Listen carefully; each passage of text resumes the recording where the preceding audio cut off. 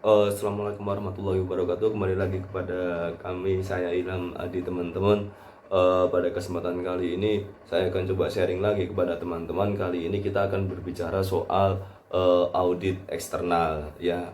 Audit eksternal itu apa sih audit eksternal? Terus tujuannya apa? Peran audit eksternal itu apa? Terus manfaatnya itu apa? Lalu nanti kita tiba pada satu kesimpulan. Secara garis besar adalah eh ada dua jenis auditor berdasarkan ada dua jenis auditor, yakni auditor internal, bagian khusus perusahaan yang membidangi bagian internal audit pada sebuah perusahaan. Kegiatan audit ini dilakukan orang dalam perusahaan, baik itu karyawan maupun pegawai khusus yang masih bertugas. Tujuan audit internal yang dilakukan auditor internal ini bertujuan untuk pemeriksaan internal, mengevaluasi manajerial perusahaan di semua bagian, serta memberikan analisis, saran, serta komentar atau rekomendasi langkah selanjutnya berdasar hasil pemeriksaan yang selesai dilakukan. Sedangkan apa itu auditor eksternal? Adalah jasa audit atau pemeriksaan keuangan yang diberikan jasa akuntan publik. Tidak sembarangan, harus lebih jeli memilih kantor akuntan, harus yang memiliki izin operasi secara legal, serta memiliki sertifikat guna jaminan kredibilitasnya sebagai jasa audit. Jadi dapat terlihat bedanya audit eksternal dilakukan oleh orang luar perusahaan yang bersangkutan. Tujuan audit eksternal ini adalah untuk mendapatkan penilaian mengenai laporan perusahaan, mengevaluasi melakukan evaluasi terkait laporan keuangan yang telah disusun, serta penilaian manajerial yang dilakukan. Tujuan audit eksternal. Teman-teman perlu memahami lebih dahulu seperti apa aktivitas audit eksternal. Secara singkat, aktivitas ini menjadi ranah kantor akuntan publik yang telah mengantongi sertifikat. Kantor akuntan publik mempekerjakan para auditor eksternal yang bertugas untuk menguji komponen dalam laporan keuangan. Apakah sudah dihitung sesuai peraturan akuntansi yang berlaku, antara lain PSAK atau GAAP. Komite audit yang independen akan merekomendasikan auditor eksternal. Kemudian, dewan atau pemilik saham akan menunjuk siapa yang akan menjalankan proses audit sebagai wujud praktik tata kelola yang baik. Langkah ini juga menunjukkan bahwa eksternal audit tersebut memiliki akuntabilitas terhadap pemegang saham dan manajemen perusahaan.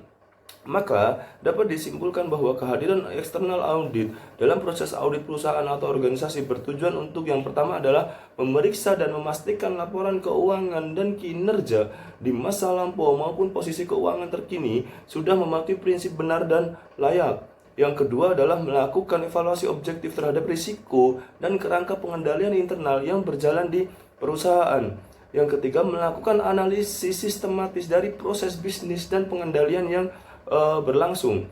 Yang keempat, meninjau keberadaan serta nilai aset yang dimiliki perusahaan. Yang kelima, meneliti dan menemukan apakah ada major fraud dan irregularities dalam kinerja perusahaan. Yang keenam, memberikan opini atau pendapat tentang apa yang perlu diperbaiki, ditingkatkan atau diubah pada akhir laporan. Adapun peran auditor eksternal, saat bertugas, perusahaan atau organisasi yang menunjuk auditor eksternal kerap memberlakukan persyaratan tertentu.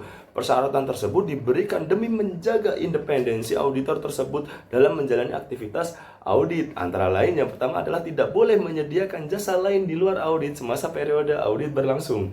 Yang kedua, tidak boleh memiliki kepentingan keuangan, baik material langsung, tidak langsung, maupun hubungan bisnis dengan klien.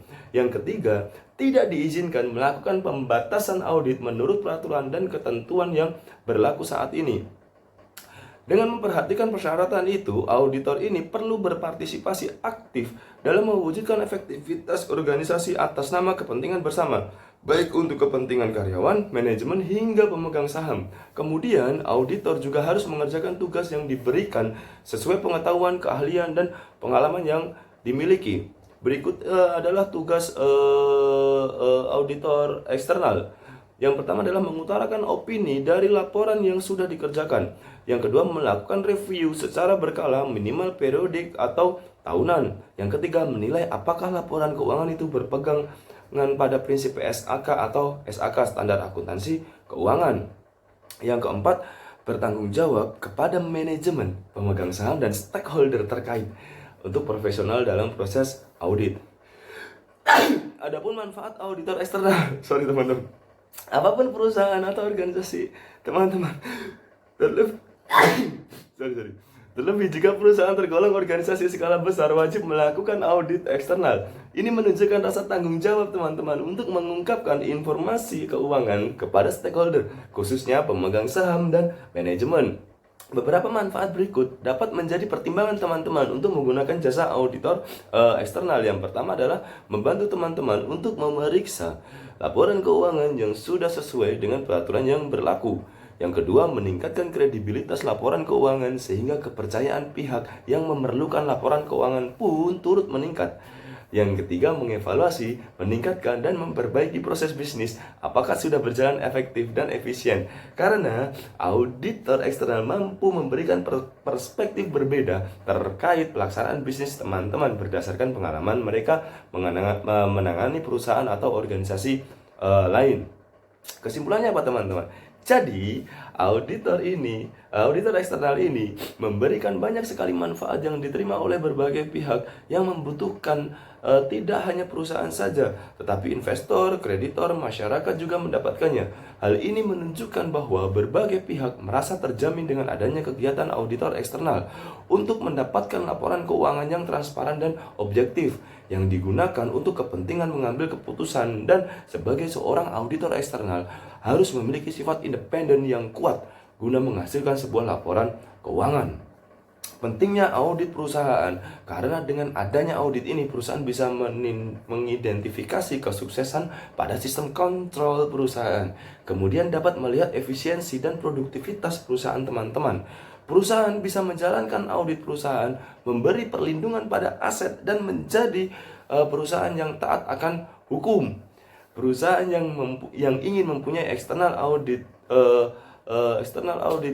yang efektif harus melakukan beberapa dukungan seperti menempatkan departemen pada posisi yang independen, memberikan gaji dan insentif yang menarik, lalu menyediakan waktu yang cukup untuk mendengarkan dan mempelajari laporan dari internal audit.